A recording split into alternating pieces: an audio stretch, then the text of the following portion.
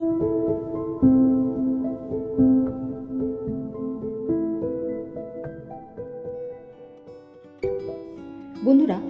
এই সপ্তাহে আপনাদের জন্য নিয়ে এসেছি শরৎচন্দ্র চট্টোপাধ্যায় রচিত অনুরাধা।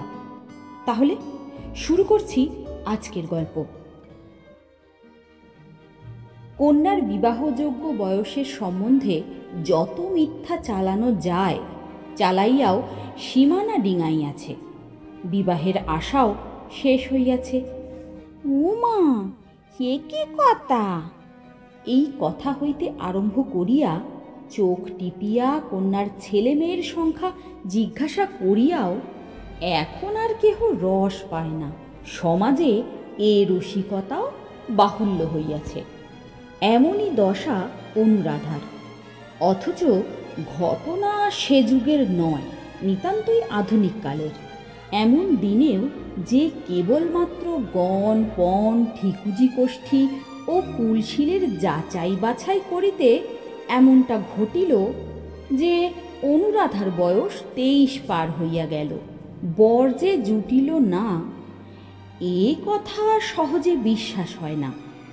তবুও ঘটনাটা সত্য। সকালে এই গল্পই চলিতেছিল আজ জমিদারের কাছারিতে। নূতন জমিদারের নাম হরিহর ঘোষাল, কলকাতাবাসী। তার ছোট ছেলে বিজয় আসিয়াছে গ্রামে। বিজয় মুখের চুরুটটা নামাইয়া রাখিয়া জিজ্ঞাসা করিল, কি বললে হে? গগন চাটুর্যের বোন বাড়ি ছাড়বে না? যে লোকটা খবর আনিয়াছিল সে কহিল, একে যা বলবার ছোটবাবু এলে তাকেই বলবো। বিজয় ক্রুদ্ধ হইয়া কহিল, তার বলবার কি আছে হে? কি আছে? এর মানে তাদের বার করে দিতে আমাকে যেতে হবে। হ্যাঁ, নিজেই যেতে হবে, লোক দিয়ে কাজ হবে না। লোকটা চুপ করিয়া রহিল। বিজয় পুনশ্চ কহিল, বলবার তার কিছুই নেই বিনোদ, কিছুই আমি শুনবো না। তবু কাছারির জন্য আমাকেই যেতে হবে। তিনি নিজে এসে দুঃখের কথা জানাতে পারবেন না যখন, আমিই যাই। বিনোদ কহিল, আমি তো তাও বলেছিলুম। অনুরাধা বললে, আমিও ভদ্রঘরের গেরস্তের মেয়ে বিনোদদা, বাড়ি ছেড়ে যদি বার হতেই হয় তাকে জানিয়ে একেবারে বার হয়ে যাব। বারবার বাইরে আসতে পারবো না। কি কি নাম বললে হে? অনুরাধা? নামের তো দেখি ভারী চটক। তাই বুঝি এখনো অহংকার ঘুচল না? বিনোদ গ্রামের লোক। অনুরাধাদের দুর্দশার ইতিহাস সেই বলিতেছিল। কিন্তু অনতিপূর্ব ইতিহাসেরও একটা অতিপূর্ব ইতিহাস থাকে, সেইটাই এখন বলি। এই গ্রামখানির নাম গণেশপুর। একদিন ইহা অনুরাধাদেরই ছিল। বছর 5 হইল হাত বদল হইয়াছে। সম্পত্তির মুনাফা 1000-2 বেশি নয়। কিন্তু অনুরাধার পিতা অমর চাটুর্যের চাল চলন ছিল 20,000-এর মতো। অতএব ঋণের দায়ে ভদ্রাসন পর্যন্ত ডিক্রি হইয়া গেল। ডিক্রি হইল, কিন্তু জারি হইল না। মহাজন ভয়ে থামিয়া রহিল। চট্টোপাধ্যায় মহাশয় ছিলেন যেমন বড় কুলীন, তেমনি ছিল প্রচণ্ড তার জপ তপ ও ক্রিয়াকর্মের খ্যাতি। তলা ফুটা সংসার তরণী অপব্যয়ের লোনা জলে কানায় কানায় পূর্ণ হইল, কিন্তু ডুবিল না। হিন্দু গোড়ামির পরিস্ফীত পালে সর্বসাধারণের ভক্তি শ্রদ্ধার ঝোড়ো হাওয়া এই নিমজ্জিত প্রায় নৌকাখানিকে ঠেলিয়া দিল অমর চাটুর্যের আয়ুষ্কালের সীমানা উত্তীর্ণ করিয়া। অতএব চাটুর্যের জীবদ্দশায় এক প্রকার ভালোই কাটিল। তিনি মরিলেনও ঘটা করিয়া। শ্রাদ্ধ শান্তিও নির্বাহিত হইল ঘটা করিয়া। কিন্তু সম্পত্তির পরিসমাপ্তি ঘটিল এইখানে। এতদিন নাকটুকু মাত্র ভাসাইয়া যে তরুণী কোনো মতে নিঃশ্বাস টানিতেছিল, এইবার বাবুদের বাড়ির সমস্ত মর্যাদা লইয়া অতলে তলাইতে আর কাল বিলম্ব করিল না। পিতার মৃত্যুতে পুত্রগণ পাইল এক জরাজীর্ণ ডিক্রি করা পৈতৃক বাস্তুভিটা, আকণ্ঠ ঋণভারগ্রস্ত গ্রাম্য সম্পত্তি, আর গোটা কয়েক গরু, ছাগল, কুকুর, বিড়াল, এবং ঘাড়ে পড়িল পিতার দ্বিতীয় পক্ষের অনুরা কন্যা অনুরাধা। এইবার পাত্র জুটিল গ্রামেরই এক ভদ্র ব্যক্তি। গোটা ৫-৬ ছেলে মেয়ে ও নাতিপুতি রাখিয়া বছর ২ হইল তাহার স্ত্রী মরিয়াছে। সে আবার বিবাহ করিতে চায়। অনুরাধা বলিল, দাদা, কপালে রাজপুত্র তোর জুটল না, তুমি এইখানেই আমার বিয়ে দাও। লোকটার টাকা কড়ি আছে, তবু দুটো খেতে পড়তে পাবো। গগন আশ্চর্য হইয়া কহিল, সে কি কথা? ত্রিলোচন গাঙ্গুলির পয়সা আছে মানি, কিন্তু ওর ঠাকুরদাদা কুল ভেঙে সতীপুরের চক্রবর্তীদের ঘরে বিয়ে করেছিল জানিস? ওদের আছে কি? হ্যাঁ, আর কিছু না থাক দাদা, টাকা আছে। কুল নিয়ে উপোস করে মরার চেয়ে দুমুঠো ভাত ডাল পাওয়া অনেক ভালো দাদা। গগন মাথা নাড়িয়া বলিল, না, সে হয় না, সে হবার নয়। কিন্তু কেন নয় বলো তো দাদা? বাবা ওসব মানতেন জানি, কিন্তু তোমার তো সেসবের কোনো বালাই নেই। এখানে একটা কথা বলা আবশ্যক, পিতার গোঁড়ামি পুত্রের ছিল না।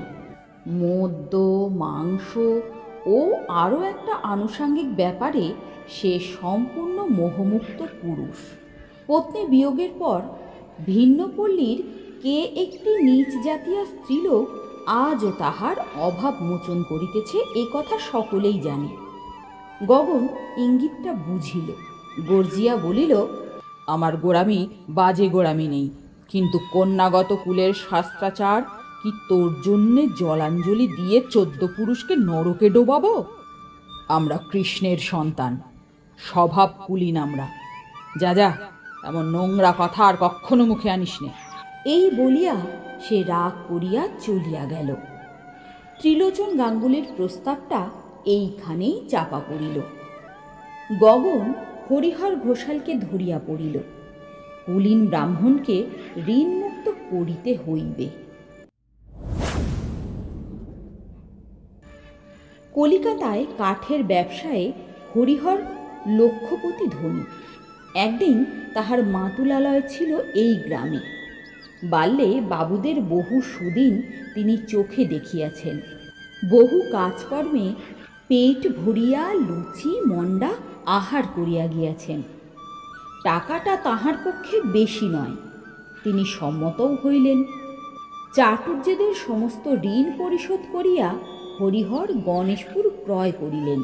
কুণ্ডুদের ডিক্রির টাকা দিয়া ভদ্রাসন ফিরাইয়া লইলেন।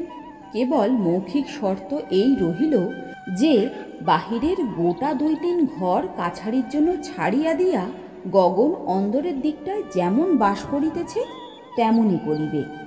তালু খরিদ হইল, কিন্তু প্রজারা মানিতে চাহিল না। সম্পত্তি ক্ষুদ্র, আদায়ও সামান্য, সুতরাং বড় রকমের কোনো ব্যবস্থা করা চলে না। কিন্তু অল্পের মধ্যেই কি কৌশল যে গগন খেলিতে লাগিল, হরিহরের পক্ষের কোনো কর্মচারী গিয়াই গণেশপুরে টিকিতে পারিল না। অবশেষে গগনের নিজেরই প্রস্তাবে সে নিজেই নিযুক্ত হইল কর্মচারী, অর্থাৎ ভূতপূর্ব ভূস্বামী সাজিলেন বর্তমান জমিদারের গোমস্তা। মহাল শাসনে আসিল। হরিহর হাঁপ ছাড়িয়া বাঁচিলেন, কিন্তু আদায়ের দিক দিয়া রহিল যথা পূর্বং তথাই পরং। 1 পয়সা তহবিলে জমা পড়িল না। এমনিভাবে গোলে মালে আরও 2 বছর কাটিল। তারপরে হঠাৎ একদিন খবর আসিল, গোমস্তাবাবু গগন চাটুর্যেকে খুঁজিয়া পাওয়া যাইতেছে না।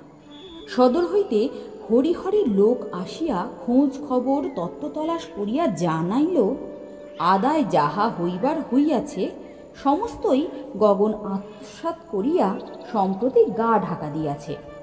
পুলিশের ডায়েরি, আদালতে নালিশ, বাড়ি খানা তল্লাশি, প্রয়োজনীয় যাহা কিছু সবই হইল। কিন্তু না টাকা না গগন, কাহারও সন্ধান মিলিল না। গগনের ভগিনী অনুরাধা ও দূর সম্পর্কের একটি ছেলে মানুষ ভাগিনেও বাটিতে থাকিত। পুলিশের লোকে তাহাকে বিধিমতো কষা মাজা নাড়া চাড়া দিল, কিন্তু কোনো তথ্যই বাহির হইল না। বিজয় বিলাত ফেরত। তাহার পুনঃ পুনঃ এক্সামিন ফেল করার রসদ যোগাইতে হরিহরকে অনেক টাকা গণিতে হইয়াছে। পাশ করিতে সে পারে নাই, কিন্তু বিজ্ঞতার ফলস্বরূপ মেজাজ গরম করিয়া বছর 2 পূর্বে দেশে ফিরিয়াছে। বিজয় বলে, বিলাতে পাশ ফেলের কোনো প্রভেদ নেই। আরে বই মুখস্থ করে পাশ করতে গাধাতেও পারে। বাড়ি আসিয়া সে পিতার কাঠের ব্যবসায়ের কাল্পনিক দুরবস্থায় শঙ্কা প্রকাশ করিল এবং এই নড়বড়ে পর কারবার ম্যানেজ করিতে আত্মনিয়োগ করিল।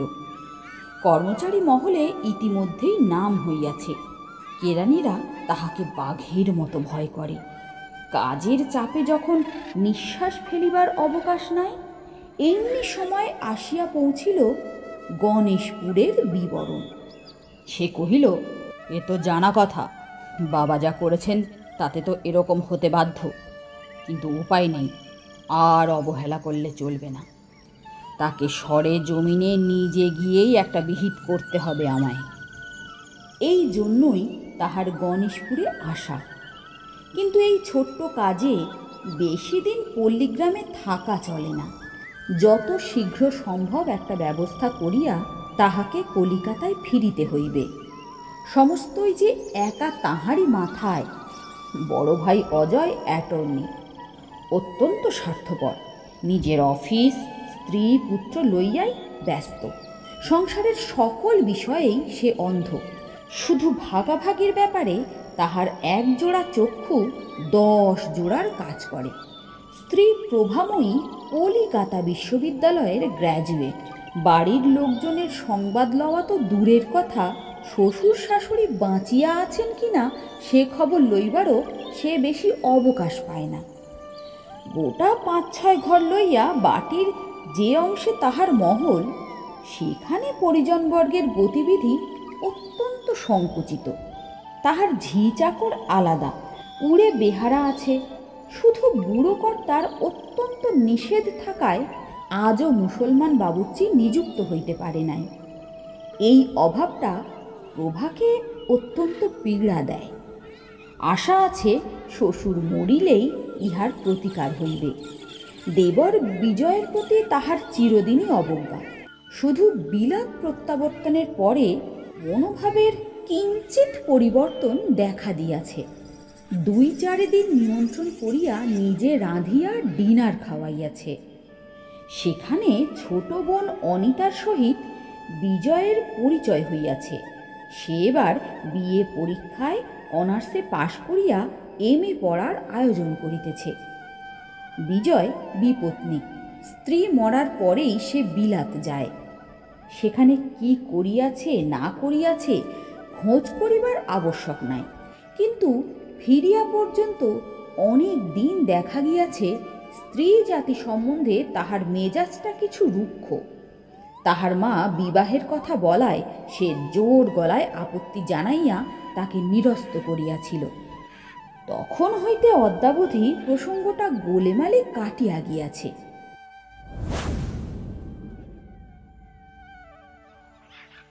গণেশপুরে আসিয়া একজন প্রজার সদরে গোটা 2 ঘর লইয়া বিজয় নূতন কাছারি ফাদিয়া বসিয়াছে।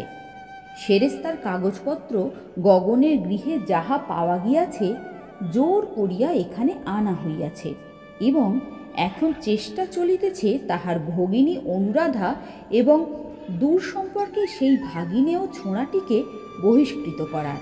বিনোদ ঘোষের সহিত এইমাত্র সেই পরামর্শই হইতেছিল।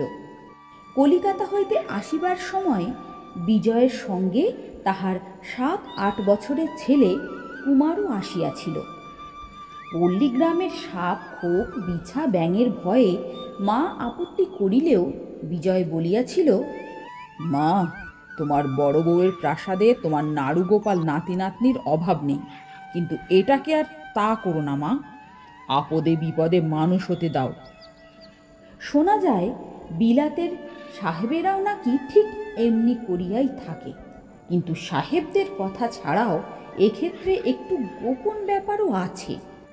বিজয় যখন বিলাতে, তখন মাতৃহীন এই ছেলেটার একটু অযত্নেই দিন গিয়াছে।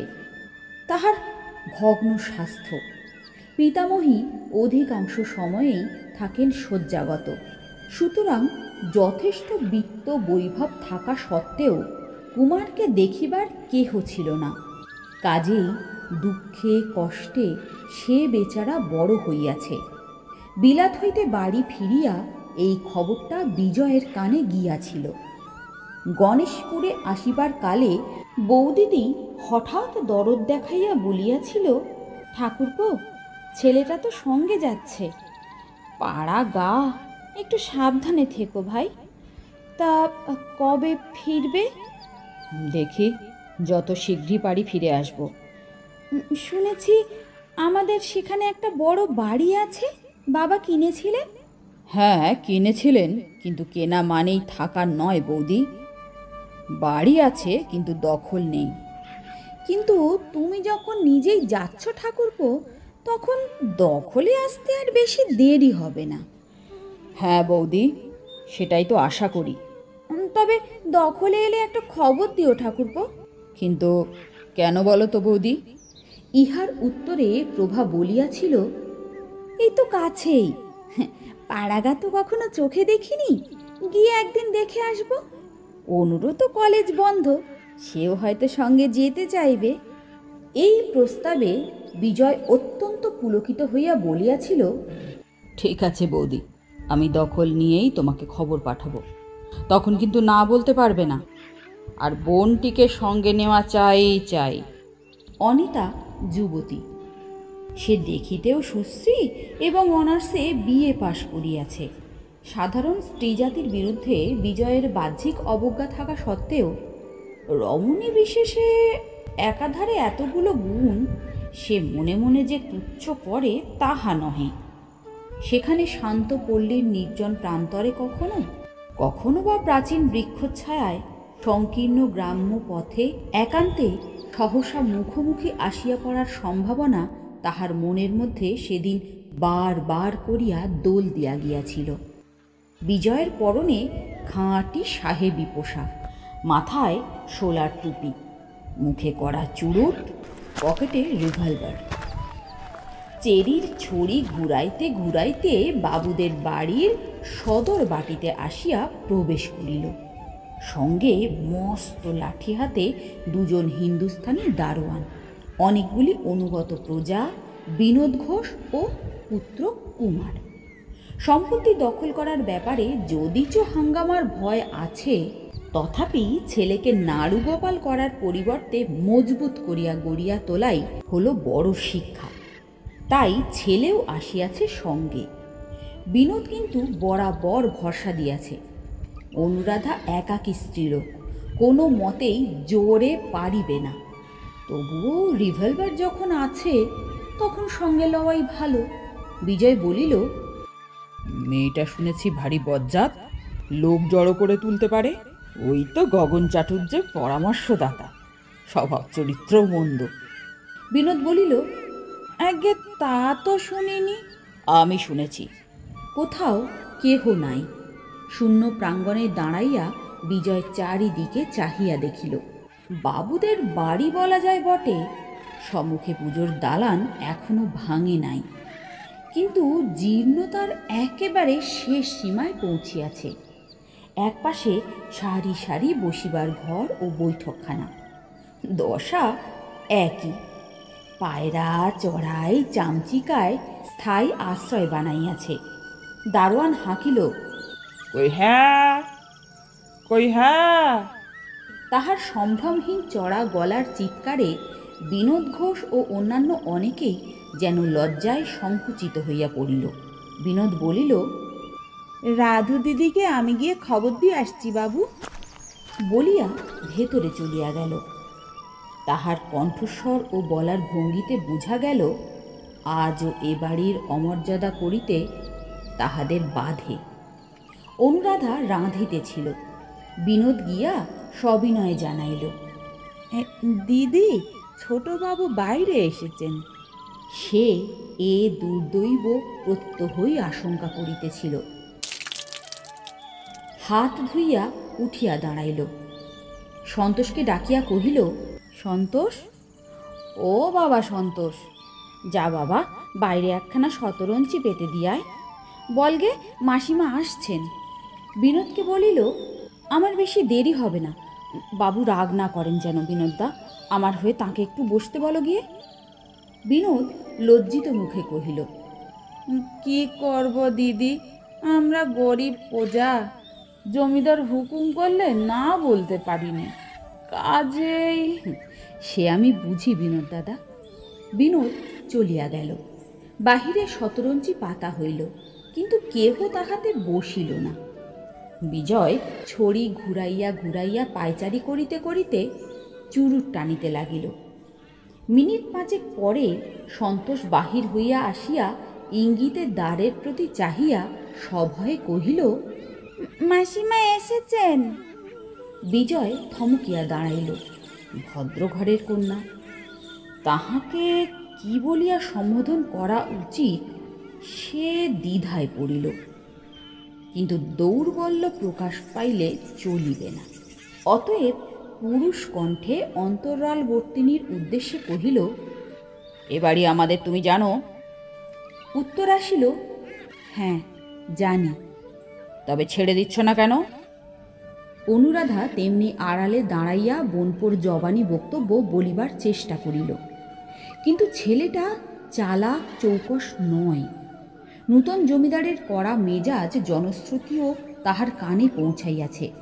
ভয়ে ভয়ে কেবলই থতমত খাইতে লাগিল। একটা কথাও সুস্পষ্ট হইল না। বিজয় মিনিট 5-6 ধৈর্য ধরিয়া বুঝিবার চেষ্টা করিল।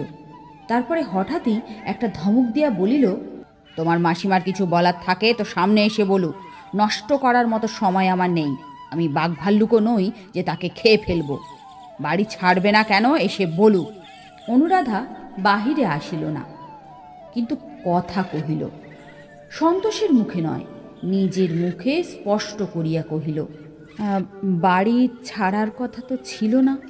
আপনার বাবা হরিহরবাবু বলেছিলেন এর ভেতরের অংশে আমরা বাস করতে পারি। কোনো লেখাপড়া আছে?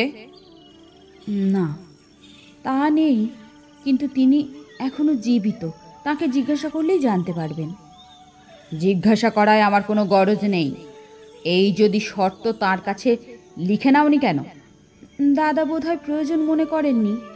তার মুখের কথার চেয়ে লিখে নেওয়া বড় হবে এ হয়তো দাদা মনে ভাবেননি। এ কথার সঙ্গত উত্তর বিজয় খুঁজিয়া পাইল না, চুপ করিয়া রহিল। কিন্তু পরক্ষণেই জবাব আসিল ভিতর হইতেই। অনুরাধা কহিল, কিন্তু দাদা নিজে শর্ত ভঙ্গ করায় এখন সকল শর্তই ভেঙে গেছে। এ বাড়িতে থাকবার অধিকার আমাদের আর নেই। কিন্তু আমি একা স্ত্রীলোক, আর এই অনাথ ছেলেটা, ওর মা বাপ নেই, আমি মানুষ করছি। আমাদের এই দুর্দশায় দয়া করে যদি 2 দিন থাকতে দেন। একলা হঠাৎ কোথায় যাই, এটাই আমার ভাবনা। বিজয় বলিল, এ জবাব কি আমার দেবার? তোমার দাদা কোথায়? আমি জানি নে তিনি কোথায়। আপনার সঙ্গে যে এতদিন দেখা করতে পারিনি, সে শুধু এই ভয়ে পাছে আপনি বিরক্ত হন। এই বলিয়া ক্ষণকাল নীরব থাকিয়া বোধ করি সে নিজেকে সামলাইয়া লইল। কহিল, আপনি মনিব, আপনার কাছে কিছুই লুকোব না। অকপটে আমাদের বিপদের কথা আপনাকে জানালুম। নইলে একটা দিনও জোর করে এই বাড়িতে থাকার দাবি আমরা করি নে। এই কটা দিন বাদে আমরা নিজেরাই চলে যাব। তাহার কণ্ঠস্বরে বাহির হইতেও বোঝা গেল মেয়েটির চোখ দিয়া জল পড়িতেছে। বিজয় দুঃখিত হইল, মনে মনে খুশিও হইল। সে ভাবিয়াছিল ইহাকে বেদখল করিতে না জানি কত সময় কত হাঙ্গামাই না পোহাতে হইবে। কিন্তু সেসব তো কিছুই হইল না। সে অশ্রু জলে দয়া ভিক্ষা চাহিল। তাহার পকেটের পিস্তল এবং দারোয়ানের লাঠি সোটা তাহাকে গোপনে তিরস্কার করিল, কিন্তু দুর্বলতা প্রকাশ করা চলে না। বলিল, থাকতে দিতে আপত্তি ছিল না, কিন্তু এ বাড়ি যে আমার বড় দরকার। যেখানে আছি সেখানে খুব অসুবিধে। তাছাড়া আমাদের বাড়ির মেয়েরা এখানে একবার আসতে চান। বেশ তো, আসুন না। বাইরের ঘরগুলোতে আপনারা স্বচ্ছন্দে থাকতে পারেন, এবং ভেতরের দোতলায় অনেকগুলো ঘর। মেয়েরা সেখানে অনায়াসেই থাকতে পারবেন, কোনো কষ্ট হবে না। আর বিদেশে তাদের তো লোকের আবশ্যক, আমি তাদের অনেক কাজ করে দিতে পারবো। এবার বিজয় সলজ্জে আপত্তি করিয়া কহিল, না না না, সে কি কথা? সে কখনো হতে পারে নাকি? তাদের সঙ্গে লোকজন সবাই আসবে, তোমাকে কিচ্ছু করতে হবে না। কিন্তু ভিতরের ঘরগুলো আমি কি একবার দেখতে পারি? হে মা, কেন পারবেন না? এ বাড়ি তো আপনারই। আসুন। ভেতরে ঢুকিয়া বিজয় পলকের জন্য তাহার মুখখানি দেখিতে পাইল। মাথায় কাপড় আছে, কিন্তু ঘোমটায় ঢাকা নয়। পরনে একখানি আধময়লা আটপৌরে কাপড়, গায়ে গহনা নাই, শুধু দুহাতে কয়েক কাছি সোনার চুড়ি, তাও সাবেক কালের। আড়াল হইতে তাহার অশ্রু সিঞ্চিত কণ্ঠস্বর বিজয়ের কানে বড় মধুর ঠেকিয়াছিল। ভাবিয়াছিল, মানুষটিও হয়তো এমনই হইবে, বিশেষত দরিদ্র হইলেও সে তো বড় ঘরের মেয়ে। কিন্তু দেখিতে পাইল তাহার প্রত্যাশার সঙ্গে কিছুই মিলিল না। রং ফর্সা নয়, মাজা শ্যাম, বরঞ্চ একটু কালোর দিকেই। সাধারণ পল্লীগ্রামের মেয়ে, আরও 5 জনকে যেমন দেখতে ঠিক তেমনি। শরীর কৃশ, কিন্তু বেশ দৃঢ় বলিয়াই মনে হয়। শুইয়া বসিয়া ইহার আলস্যে দিন কাটে না, তাহাতে সন্দেহ নাই।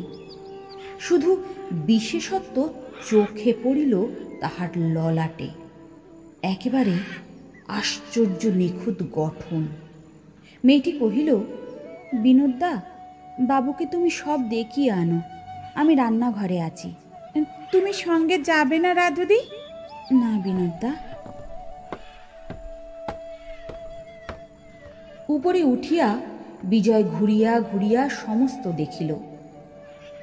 ঘর অনেকগুলি, সাবেককালের অনেক আসবাব এখনো ঘরে আছে।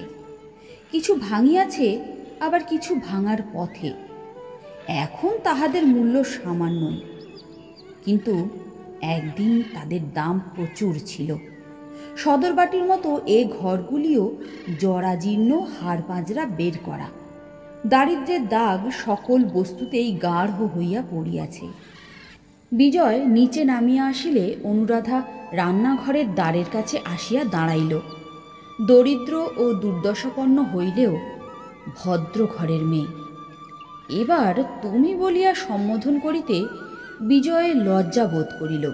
কহিল, আপনি কিছুদিন এ বাড়িতে থাকতে চান?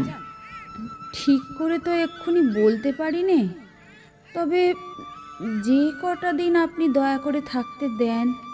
হ্যাঁ, দিন কয়েক পারি, কিন্তু বেশি দিন তো পারবো না। তখন কোথায় যাবেন? সেই চিন্তাই তো করি, দিন রাত করি।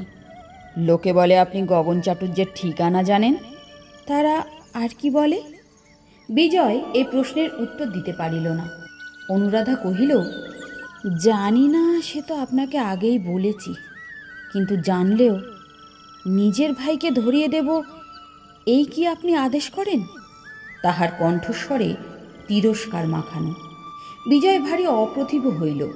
বুঝিল, আভিজাত্যের চিহ্ন ইহার মন হইতে এখনো বিলুপ্ত হয় নাই। বলিল, না, সে কাজ আমি আপনাকে করতে বলতে পারি নে। যদি পারি আমি নিজেই খুঁজে বার করব, তাকে পালাতে দেব না।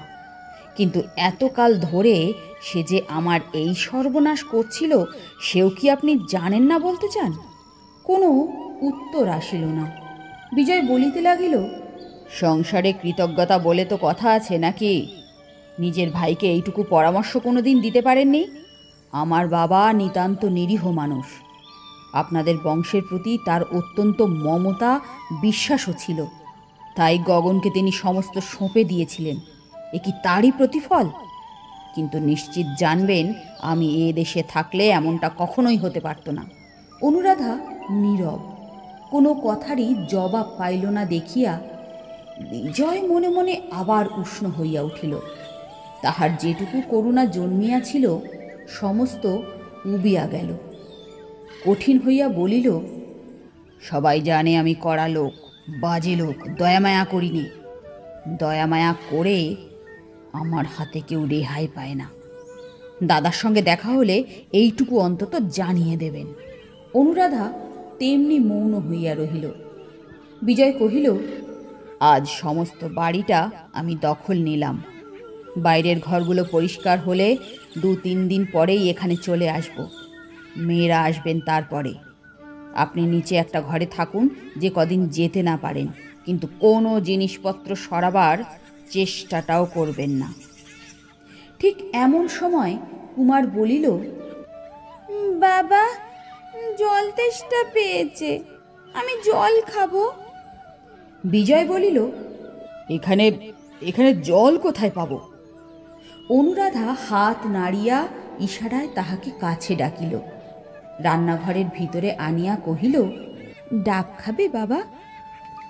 হ্যাঁ, খাবো। সন্তোষ কাটিয়া দিতেই ছেলেটা পেট ভরিয়া শাঁস ও জল খাইয়া বাহিরে আসিল। কহিল, বাবা বাবা, তুমি ডাব খাবে? খুব মিষ্টি। না। খাও না বাবা, অনেক আছে, সব তো আমাদের। কথাটা কিছুই নয়, তথাপি এতগুলি লোকের মধ্যে ছেলের মুখ হইতে কথাটা শুনিয়া হঠাৎ কেমন যেন তাহার লজ্জা করিয়া উঠিল। কহিল, না না, খাবো না, তুই চলে আয়। বাবুদের বাড়ির সদর দরজা অধিকার করিয়া বিজয় চাপিয়া বসিল। গোটা 2 তাহার নিজের জন্য, বাকিগুলা হইল কাছারি। বিনোদ ঘোষ কোনো একদিন জমিদারির সেরেস্তার চাকরি করিয়াছিল। সেই সুপারিশে নিযুক্ত হইল নতুন গোমস্তা। কিন্তু ঝঞ্ঝাট মিটিল না। প্রধান কারণ, গগন চাটুর্যের টাকা আদায় করিয়া হাতে হাতে রসিদ লিখিয়া দেয়া অপমানকর জ্ঞান করিত, যেহেতু তাহাতে অবিশ্বাসের গন্ধ আছে, যেটা চাটুর্যে বংশের অগৌরব। সুতরাং তাহার অন্তর্ধানের পরে প্রজারা বিপদে পড়িয়াছে। মৌখিক সাক্ষ্য প্রমাণ লইয়া নিত্যই হাজির হইতেছে, কাঁদা কাটা করিতেছে। কে কত দিয়াছে, কত বাকি রাখিয়াছে নিরূপণ করা একটা কষ্টসাধ্য জটিল ব্যাপার হইয়া উঠিয়াছে।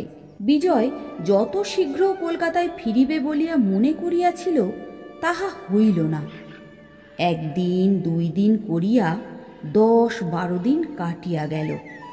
এদিকে ছেলেটা হইয়াছে সন্তোষের বন্ধু, বয়সে 3-4 বছরের ছোট। সামাজিক ও সাংসারিক ব্যবধানও অত্যন্ত বৃহৎ, কিন্তু অন্য সঙ্গীর অভাবে সে মিশিয়া গেছে তাহারই সঙ্গে। তাহারই সঙ্গে থাকে বাটির ভিতরে, ঘুরিয়া বেড়ায় বাগানে বাগানে, নদীর ধারে, কাঁচা আম কুড়াইয়া, পাখির বাসা খুঁজিয়া খায় অধিকাংশ সময়ে সন্তোষের মাসির কাছে। ডাকে তাহারই দেখা দেখি মাসিমা বলিয়া। বাহিরে টাকা কড়ির হিসাবপত্র লইয়া বিজয় বিব্রত। সকল সময়ে ছেলের খোঁজ করিতে পারে না, যখন পারে তখন তাহার দেখা মেলে না। হঠাৎ কোনোদিন হয়তো বকাঝকা করে রাগ করিয়া কাছে বসাইয়া রাখে, কিন্তু ছাড়া পাইলেই ছেলেটা দৌড় মারিয়া মাসিমার রান্নাঘরে সন্তোষের পাশে বসিয়া খায় দুপুরবেলা ভাত। বিকালে তাহারই সঙ্গে ভাগাভাগি করিয়া লয় রুটি ও নারকেল নাড়ু। সেদিন বিকালে লোকজন তখন কেহ আসিয়া পৌঁছায় নাই।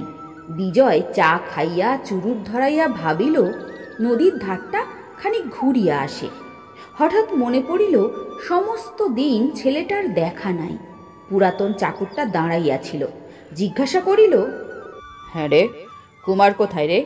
সে ইঙ্গিতে দেখাইয়া কহিল, বাড়ির মধ্যে। তা ও ভাত খেয়েছিল? একে না, জোর করে ধরে এনে খাওয়াসনি কেন? এখানে খেতে চায় না বাবু, রাগ করে ছড়িয়ে ফেলে দেয়। কাল থেকে আমার সঙ্গে ওর খাবারের জোগাড় করে দিবি। এই বলিয়া কি যেন ভাবিয়া আর সে বেড়াইতে গেল না, সোজা ভিতরে গিয়া প্রবেশ করিল। সুদীর্ঘ প্রাঙ্গণের অপর প্রান্ত হইতে পুত্রের কণ্ঠস্বর শোনা গেল, মাসিমা, ও মাসিমা, আর একখানা রুটি আর দুটো নারকেল নাড়ু শিগগিরই দাও। যাহাকে আদেশ করা হইল সে কহিল, নেবে আয় না বাবা, তোদের মতো আমি কি গাছে উঠতে পারি? জবাব হইল, পারবে মাসিমা, কিচ্ছু শক্ত নয়। এই মোটা ডালটায় পা দিয়ে ওই ছোট ডালটা ধরে এক টান দিলেই উঠে পড়বে। বিজয় কাছে আসিয়া দাঁড়াইল। রান্নাঘরের সম্মুখে একটা বড় আম গাছ, তাহার দুদিকে দুই মোটা ডালে বসিয়া কুমার ও বন্ধু সন্তোষ পা দুলাইয়া গুড়িতে ঠ্যাস দিয়া উভয়েই ভোজন কার্য চালাইতেছে। তাহাকে দেখিয়া দুজনেই ত্রস্ত হইয়া উঠিল। অনুরাধা রান্নাঘরের দ্বারের অন্তরালে সরিয়া দাঁড়াইল। বিজয় জিজ্ঞাসা করিল, এই, ওইটা কি তোদের খাওয়ার জায়গা নাকি? কেহ উত্তর দিল না।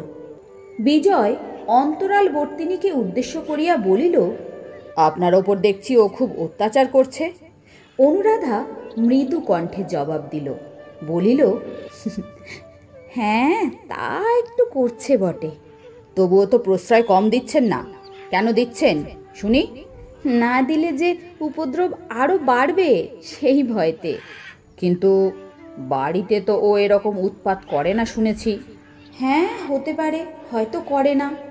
ওর তো মা নেই, ঠাকুমা প্রায়ই শয্যাগত, আর বাপ তিনি তো থাকেন বাইরে কাজকর্ম নিয়ে। উৎপাতটা করবেই বা কার উপর? বিজয় ইহা জানে না তাহা নয়, তথাপি ছেলেটার যে মা নাই এই কথাটা পরের মুখে শুনিয়া তাহার ক্লেশ বোধ হইল। কহিল, আপনি দেখছি অনেক বিষয় জানেন। কে বললে আপনাকে? কুমার বুঝি? অনুরাধা ধীরে ধীরে কহিল, না না, কুমারের কি আর বলবার বয়স হয়েছে? তবুও ওর মুখ থেকেই কিছু কিছু শুনতে পাই। দুপুরবেলা রৌদ্রে ওদের আমি বেরোতে দিই নে, তবুও ফাঁকি দিয়ে পালায়। যেদিন পারে না আমার কাছে শুয়ে বাড়ির গল্প করে। বিজয় তাহার মুখ দেখিতে পাইল না, কিন্তু সেই প্রথম দিনটির মতো আজও সেই কণ্ঠস্বর বড় মধুর লাগিল। তাই বলার জন্য নয়, কেবল শোনার জন্যই কহিল, এবার বাড়ি গিয়ে ওর খুব মুশকিল হবে দেখছি। হে মা, কেন? কারণ তার উপদ্রব জিনিসটা নেশার মতো, না পেলে কষ্ট হয় বই কি। শরীর আইঢাই করে, কিন্তু সেখানে ওর নেশার খোরাক জোগাবে কে? দুদিনেই তো পালাই পালাই করবে। অনুরাধা আস্তে আস্তে বলিল, না না, ভুলে যাবে। কুমার, নেমে এসো বাবা, এসো এসো সোনা বাবা, রুটি নিয়ে যাও। কুমার বাটি হাতে করিয়া নামিয়া আসিল এবং মাসির হাত হইতে আরও কয়েকটা রুটি ও নারকেল নাড়ু লইয়া তাহারই গা ঘেঁষিয়া দাঁড়াইয়া আহার করিতে লাগিল। গাছে উঠিল না। বিজয় চাহিয়া দেখিল, সেগুলি তাহার ধনী গৃহের তুলনায় পদগৌরবে যেমনই হীন হোক, সত্যিকারে পদমর্যাদায় কিছুমাত্র খাটো নয়। কেন যে ছেলেটা মাসির রান্নাঘরের প্রতি এত আসক্ত, বিজয় তাহার কারণ বুঝিল। সে ভাবিয়া আসিয়াছিল, কুমারের লুব্ধতায় তাহার অহেতুক ও অতিরিক্ত ব্যয়ের কথা তুলিয়া প্রচলিত শিষ্ট বাক্যে পুত্রের জন্য সংকোচ প্রকাশ করিবে, এবং করিতেও যাইতেছিল, কিন্তু বাধা পড়িল। কুমার বলিল, মাসিমা, কালকের মতো চন্দ্রপুলি করতে আজও যে তোমাকে বলেছিলুম, করনি কেন? মাসিমা কহিল, এই বাবা, অন্যায় হয়ে গেছে বাবা, সাবধান হইনি, সমস্ত দুধটাই না বিড়ালে উল্টে ফেলে দিয়েছে, কাল আর এমন হবে না বাবা। কোন বিড়ালটা বলো তো, সাদাটা? হ্যাঁ, সেইটাই বোধহয় হবে। বলিয়া অনুরাধা হাত দিয়া তাহার মাথার এলোমেলো চুলগুলি সোজা করিয়া দিতে লাগিল। বিজয় কহিল, উৎপাত তো দেখছি ক্রমশ জুলুমে ঠেকেছে। কুমার বলিল, খাবার জল কই মাসিমা? এই যা, ভুলে গেছি যে বাবা, এক্ষুনি এনে দিচ্ছি। তুমি সব সময় ভুলে যাও মাসিমা, তোমার কিচ্ছু মনে থাকে না। বিজয় বলিল, আপনার বকুনি খাওয়াই উচিত, ত্রুটি পদে পদে। হ্যাঁ। অনুরাধা হাসিয়া ফেলিল। অসতর্কতা বশত এই হাসি বিজয়ের চোখে পড়িল। পুত্রের অবৈধ আচরণের ক্ষমা ভিক্ষা করা আর হইল না, পাছে তাহার ভদ্র বাক্য অভদ্র ব্যঙ্গের মতো শোনায়, পাছে এই মেয়েটির কাছে মনে হয় তাহার দৈন্য ও দুর্দশাকে সে কটাক্ষ করিতেছে। পরদিন দুপুরবেলা অনুরাধা কুমার সন্তোষকে ভাত বাড়িয়া দিয়া তরকারি পরিবেশন করিতেছে। তাহার মাথার কাপড় খোলা, গায়ের বস্ত্র অসংবৃত। অকস্মাৎ দ্বার প্রান্তে মানুষের ছায়া পড়িতেই অনুরাধা ফিরিয়া চাহিয়া দেখিল ছোটবাবু শশব্যস্তে মাথায় আঁচল তুলিয়া দিয়া উঠিয়া দাঁড়াইল। বিজয় বলিল, একটা জরুরি পরামর্শের জন্য আপনার কাছে এলুম। বিনোদ ঘোষ গ্রামের লোক, অনেকদিন দেখছেন। আচ্ছা, ও কীরকম লোক বলতে পারেন? ওকে গণেশপুরের নতুন গোমস্তা বহাল করেছি, সম্পূর্ণ বিশ্বাস করা যায় কি না সেটাই ভাবছি। তা আপনার কি মনে হয়? বিনোদ 1 সপ্তাহের অধিক কাজ করিতেছে, যথাসাধ্য ভালো কাজই করিতেছে, কোনো গোলযোগ ঘটায় নাই। সহসা হন্তদন্ত হইয়া তাহার চরিত্রের খোঁজ তল্লাশ করিবার এখনই কি প্রয়োজন হইল, অনুরাধা ভাবিয়া পাইল না। মৃদু কণ্ঠে জিজ্ঞাসা করিল, বিনোদ দাদা কি কিছু করেছেন? না, এখনো কিছু করেনি, কিন্তু সতর্ক হওয়া তো প্রয়োজন। হ্যাঁ, কিন্তু তাকে তো ভালো লোক বলেই জানি। সত্যি জানেন না নিন্দে করবেন না বলে ভালো বলছেন? আমার ভালো মন্দ বলার কি কিছু দাম আছে? আছে বই কি, সে যে আপনাকেই প্রামাণ্য সাক্ষী মেনে বসেছে। অনুরাধা একটু ভাবিয়া বলিল, উনি ভালো লোকই বটে, শুধু একটু চোখে চোখে রাখবেন। নিজের অবহেলায় ভালো লোকও মন্দ হয়ে ওঠা অসম্ভব নয়। সত্যিই তাই, কারণ অপরাধের হেতু খুঁজতে গেলে অনেক ক্ষেত্রেই অবাক হতে হয়। ছেলেকে উদ্দেশ্য করিয়া বলিল, তোর ভাগ্য ভালো যে হঠাৎ এমন মাসিমা পেয়ে গেছিস, নইলে এই বনে বাদারে অর্ধেক দিন না খেয়েই কাটাতে হতো। অনুরাধা আস্তে আস্তে জিজ্ঞাসা করিল, আপনার কি এখানে খাবার কোনো কষ্ট হচ্ছে? বিজয় হাসিয়া বলিল, আরে না না, এমনি বললুম, চিরকাল বিদেশে বিদেশে কাটিয়েছি, খাবার কষ্ট আমি বড় গ্রাহ্য করিনি, বলিয়া চলিয়া গেল। অনুরাধা জানালার ফাঁক দিয়া দেখিল তাহার স্নান পর্যন্ত এখনো হয় নাই। এ বাড়িতে আসিয়া একটা পুরাতন আরাম কেদারা জোগাড় হইয়াছিল। বিকালের দিকে তাহারই 2 হাতলে পা ছড়াইয়া দিয়া বিজয় চোখ বুজিয়া চুরুট টানিতেছিল। কানে গেল, বাবু মশাই, বাবু মশাই। চোখ মেলিয়া দেখিল অনতি দূরে দাঁড়াইয়া এক বৃদ্ধ ভদ্রলোক তাহাকে সসম্মানে সম্বোধন করিতেছেন। বিজয় উঠিয়া বসিল। ভদ্রলোকের বয়স 60-এর উপরে গিয়াছে, কিন্তু দিব্যু গোল গাল, বেটেখাটো শক্ত সমর্থক দেহ। গোঁফ পাকিয়া সাদা হইয়া গিয়াছে, কিন্তু মাথার প্রশস্ত টাকের আশেপাশের চুলগুলি ভ্রমরকুঞ্জ। সম্মুখের গোটা কয়েক ছাড়া দাঁতগুলি প্রায় সমস্তই বিদ্যমান। গায়ে তসরের কোট, গরদের চাদর, পায়ে চীনাবাড়ির বার্নিশ করা জুতা, ঘড়ির সোনার চেন হইতে সোনা বাঁধানো বাঘের নখ ঝুলিতেছে। পল্লী অঞ্চলের এই ভদ্রলোকটিকে অবস্থাপন্ন বলিয়াই মনে হয়। পাশে একটা ভাঙা টুলের উপর বিজয়ের চুরুটের সাজ সরঞ্জাম থাকিত। সরাইয়া লইয়া তাকে বিজয় বসিতে দিল। ভদ্রলোক বসিয়া বলিলেন, হে নমস্কার বাবু। বিজয় কহিল, নমস্কার নমস্কার।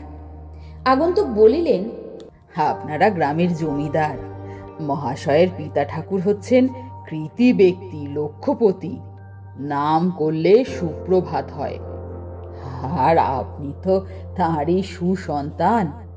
স্ত্রীলোকটিকে দয়া না করলে সে যে ভেসে যায়। কে স্ত্রীলোক? কত টাকা বাকি? ভদ্রলোক বলিলেন, আগে টাকার ব্যাপার নয়, টাকার ব্যাপার নয়। স্ত্রীলোকটি হচ্ছে ঈশ্বর অমর চাটুর্যের কন্যা, প্রাতঃস্মরণীয় ব্যক্তি। ওই যে গগন চাটুর্যে, তার বৈমাত্রীয় ভগিনী। এইটাই তো তার পৈতৃক গৃহ। সে থাকবে না, চলে যাবে, তার ব্যবস্থাও হয়েছে। কিন্তু আপনি যে তারে ঘাড় ধরে তাড়িয়ে দিচ্ছেন, এ কি মশাইয়ের কর্তব্য? এই অশিক্ষিত বৃদ্ধের প্রতি ক্রোধ করা চলে না, বিজয় মনে মনে বুঝিল, কিন্তু কথা বলার ধরনে জ্বলিয়া গেল। কহিল, আমার কর্তব্য আমি বুঝব, কিন্তু আপনি কে যে তার হয়ে ওকালতি করতে এসেছেন? বৃদ্ধ বলিলেন, আগে আমার নাম ত্রিলোচন গাঙ্গুলি, পাশের গ্রামের মসজিদপুরে আমার বাড়ি। এই অঞ্চলে সবাই আমাকে চেনে। আপনার বাবা মায়ের আশীর্বাদে আমার কাছে গিয়ে যে হাত পাততে হয় না, এমন লোক এদিকে খুবই কম, বুঝলেন কিনা? আচ্ছা ঠিক আছে, বিশ্বাস যদি না হয় বিনোদ ঘোষকে জিজ্ঞাসা করবেন। বিজয় কহিল, আমার হাত পাতবার দরকার হলে মশাইয়ের খোঁজ নেব, কিন্তু যার ওকালতি করতে এখানে এসেছেন তার আপনি কে এটা জানতে পারি কি?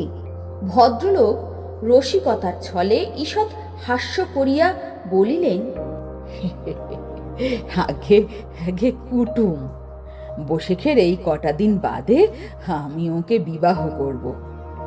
বিজয় চকিত হইয়া কহিল, বিবাহ? আপনি বিবাহ করবেন অনুরাধাকে? আগে হ্যাঁ, আমার স্থির সংকল্প। জ্যৈষ্ঠ ছাড়া তো আর দিন নেই, নইলে এই মাসেই শুভকর্ম সমাধা হয়ে যেত। থাকতে দেওয়ার কথা আপনাকে আমার বলতেও হতো না। বিজয় কিছুক্ষণ স্তব্ধ থাকিয়া প্রশ্ন করিল, তা বিয়ের ঘটকালি করলে কে? গগন চাটুর্যে? বৃদ্ধ রোষ কষায়িত চক্ষে কহিলেন, সে তো ফেরারি আসামি মশাই, প্রজাদের সর্বনাশ করে চম্পট দিয়েছে। এতদিন তো সেই বাধা দিচ্ছিল, নইলে অঘ্রাণেই বিয়ে হয়ে যেত। বলে স্বভাব কুলীন, আমরা কৃষ্ণের সন্তান বংশজদের ঘরে বোন দেব না, এই ছিল তার বুলি। এখন সে গুমর রইল কোথায়? হ্যাঁ, বংশজের ঘরে তো যেচেই আসতে হলো যে। এখনকার দিনে কুল কে খোঁজে মশাই? টাকাই কুল, টাকাই মান, টাকাই সব। বলুন ঠিক কিনা? বিজয় বলিল, হ্যাঁ হ্যাঁ, ঠিক ঠিক। অনুরাধা স্বীকার করেছেন? ভদ্রলোক সদম্ভে জানুতে চপেটাঘাত করিয়া বলিলেন, স্বীকার? কি বলছেন মশাই? যাচি যাচি। শহর থেকে এসে আপনি একটা তাড়া লাগাতেই দু চোখে অন্ধকার। যাই মা তারা, দাঁড়াই কোথা। নইলে আমার তো মতলব ঘুরেই গিয়েছিল। ছেলেদের অমত, বৌমাদের অমত, মেয়ে জামাইরাও সব বেঁকে দাঁড়িয়েছিল। আমিও ভাবলুম দূর হোক গে, দু সংসার তো হলো আর না। কিন্তু লোক দিয়ে নিজে ডেকে পাঠিয়ে রাধা কেঁদে বললে, গাঙ্গুলি মশাই পায়ে স্থান দাও, তোমার উঠোন ঝাঁট দিয়ে দেব, খাবো সেও ভালো। কি করি, স্বীকার করলুম। বিজয় নির্বাক হইয়া বসিয়া রহিল। বৃদ্ধ বলিতে লাগিলেন, আগে বিবাহ এ বাড়িতেই হবে। দেখতে একটু খারাপ দেখাবে, নইলে আমার বাড়িতেই হতে পারত। গগন চাটুর্যেদের এক পিসি আছে, সেই কন্যা সম্প্রদান করবে। এখন কেবল মশাই রাজি হলেই হয়। বিজয় মুখ তুলিয়া বলিল, রাজি হয়ে আমাকে কি করতে হবে বলুন? তাড়া দেব না, এই তো? বেশ, তাই হবে। এখন আপনি আসুন। নমস্কার। নমস্কার মশাই, নমস্কার। হবেই তো, হবেই তো। আপনার ঠাকুর হলেন লক্ষ্যপতি, প্রাতঃস্মরণীয় লোক। নাম করলে সুপ্রভাত হয়। হ্যাঁ হ্যাঁ, তা হয়। আপনি এখন আসুন। হাসি মশাই, নমস্কার। বলিয়া ত্রিলোচন প্রস্থান করিলেন। লোকটি চলিয়া গেলে বিজয় চুপ করিয়া বসিয়া নিজেকে বুঝাইতেছিল যে তাহার মাথা ব্যথা করিবার কি আছে। বস্তুত এ ছাড়া মেয়েটিরই বা কি উপায়? ব্যাপারটা অভাবিতপূর্বও নয়, সংসারে ঘটে না তাও নয়, তবে তাহার দুশ্চিন্তা কিসের? হঠাৎ বিনোদ ঘোষের কথা মনে পড়িল। সেদিন সে বলিতেছিল, অনুরাধা দাদার সঙ্গে এই বলিয়া ঝগড়া করিয়াছে যে কুলের গৌরব লইয়া সে কি করিবে। সহজে দুটা খাইতে পড়িতে যদি পায় সেই তো যথেষ্ট। প্রতিবাদে গগন রাগ করিয়া বলিয়াছিল, তুই কি বাপমার নাম ডোবাতে চাস? অনুরাধা জবাব দিয়াছিল, তুমি তাদের বংশধর, তুমি নাম বজায় রাখতে পারো, আমি পারব না। এ কথার বেদনা বিজয় বুঝিল না। নিজেও সে যে কৌলিন্য সম্মান এতটুকু বিশ্বাস করে তাও না, কিন্তু তবুও তাহার সহানুভূতি গিয়া পড়িল গগনের পরে, এবং অনুরাধার তীক্ষ্ণ প্রত্যুত্তর যতই সে মনে মনে তোলাপড়া করিতে লাগিল ততই তাহাকে লজ্জাহীন, লোভী ও হীন বলিয়া মনে হইতে লাগিল। এদিকে উঠানে ক্রমশ লোক জমিতেছে। এইবার তাহাদিগকে লইয়া কাজ শুরু করিতে হইবে। কিন্তু আজ তাহার আর কিছুই ভালো লাগিল না। দারোয়ানকে দিয়া তাহাদেরকে বিদায় করিয়া দিল এবং একাকী বসিতে না পারিয়া কি ভাবিয়া সে একবারে বাটির ভিতরে গিয়া উপস্থিত হইল। রান্নাঘরের সম্মুখের খোলা বারান্দায় মাদুর পাতিয়া অনুরাধা শুইয়া, তাহার দুই পাশে দুই ছেলে কুমার ও সন্তোষ। মহাভারতের গল্প চলিতেছে। রাত্রের রান্নাটা সে বেলাবেলি সারিয়া লইয়া নিত্যই এমনই ছেলেদের লইয়া সন্ধ্যার পরে গল্প করে। তারপর কুমারকে খাওয়াইয়া বাহিরে তাহার পিতার কাছে পাঠাইয়া দেয়। জ্যোৎস্না রাত্রি, ঘন পল্লব আমগাছের পাতার ফাঁক দিয়া আসিয়া টুকরো চাঁদের আলো স্থানে স্থানে তাহাদের গায়ে, পায়ে, মুখের পরে পড়িয়াছে। গাছের ছায়ায় একটা লোককে এদিকে আসিতে দেখিয়া অনুরাধা চকিত হইয়া জিজ্ঞাসা করিল, কে? আমি বিজয়। তিনজনেই শশব্যস্ত হইয়া উঠিয়া বসিল। সন্তোষ ছোটবাবুকে অত্যন্ত ভয় করে। প্রথম দিনের স্মৃতি সে ভুলে নাই। উসখুস করিয়া উঠিয়া গেল। কুমারও বন্ধুর অনুসরণ করিল। বিজয় বলিল, ত্রিলোচন গাঙ্গুলিকে আপনি চেনেন? আজ তিনি আমার কাছে এসেছিলেন। অনুরাধা বিস্মিত হইল। আপনার কাছে? কিন্তু আপনি তো তার ঘাতক নন। না, কিন্তু হলে হয়তো আপনার সুবিধা হতো, তাই না? আমার একদিনের অত্যাচার আপনি আর একদিন শোধ দিতে পারতেন। অনুরাধা চুপ করিয়া রহিল। বিজয় বলিল, তিনি জানিয়ে গেলেন আপনার সঙ্গে তার বিবাহ স্থির হয়েছে। এটা কি সত্যি? হ্যাঁ। আপনি নিজে উপযাচক হয়ে রাজি করিয়েছেন? হ্যাঁ, তাই। তাই যদি হয়ে থাকে এ অত্যন্ত লজ্জার কথা, শুধু আপনার নয় আমারও। আপনারও? আপনার কিসের লজ্জা? সে কথা জানাতেই আমি এসেছি। ত্রিলোচন বলে গেল শুধু আমার তাড়াতেই বিভ্রান্ত হয়ে নাকি আপনি এই প্রস্তাব করেছেন।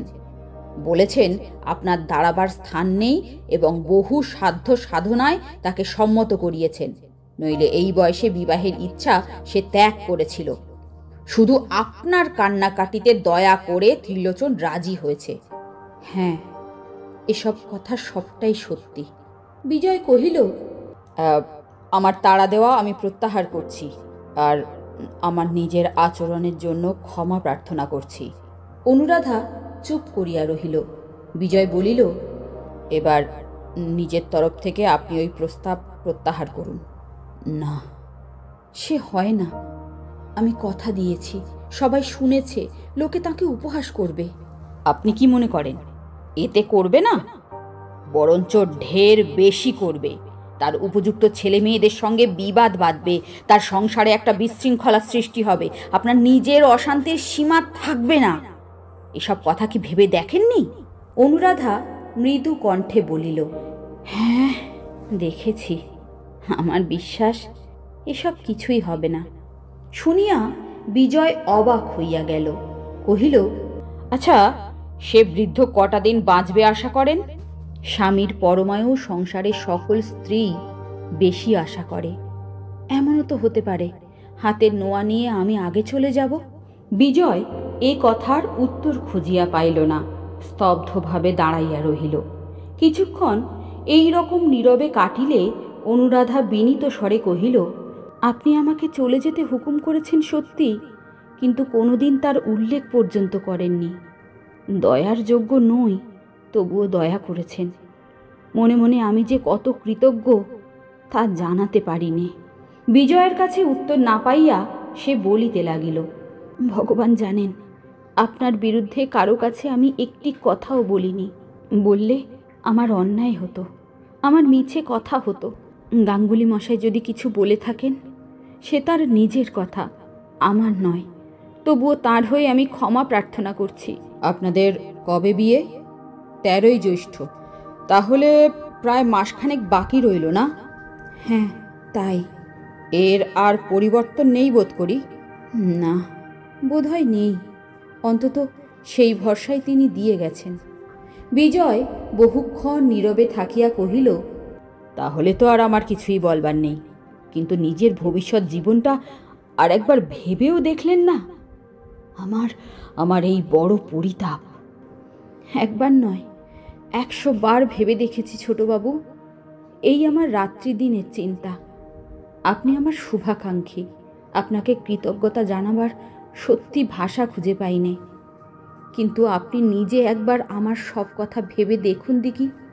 অর্থ নেই, রূপ নেই, গৃহ নেই, অভিভাবকহীন, একাকী। পল্লীগ্রামের অনাচার অত্যাচার থেকে কোথাও গিয়ে দাঁড়াবার স্থান নেই। বয়সও হলো 23-24। উনি ছাড়া আমাকে কে বিয়ে করতে চাইবে বলুন তো? তখন অন্যের জন্য কার কাছে গিয়ে হাত পেতে দাঁড়াবো? শুনে আপনারই বা কী মনে হবে বলুন তো? এ সবই সত্য, প্রতিবাদে কিছুই বলবার নাই।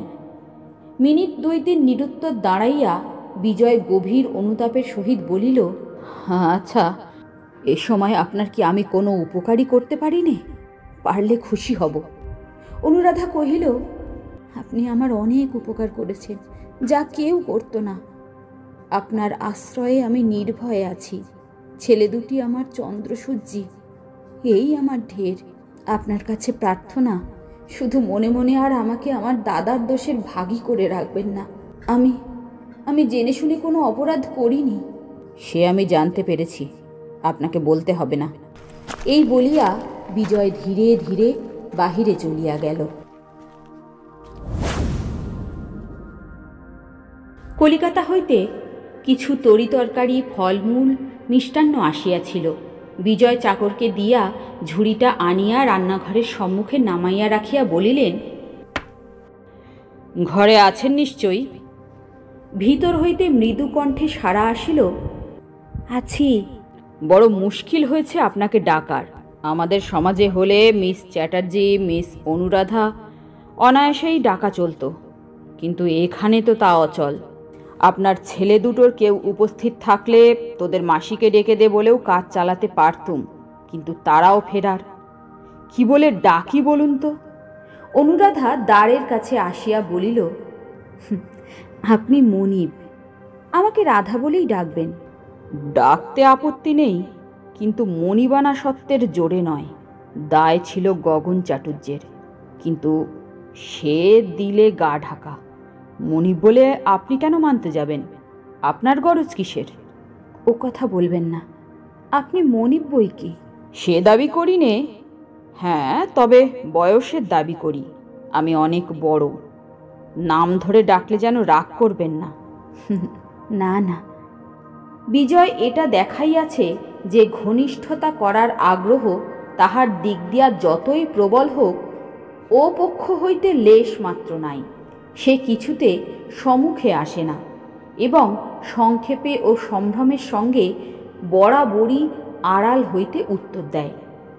বিজয় বলিল, বাড়ি থেকে কিছু তরিতরকারি, কিছু ফল মিষ্টি পৌঁছেছে, ঝুড়িটা তুলে রাখুন, ছেলেদের দেবেন।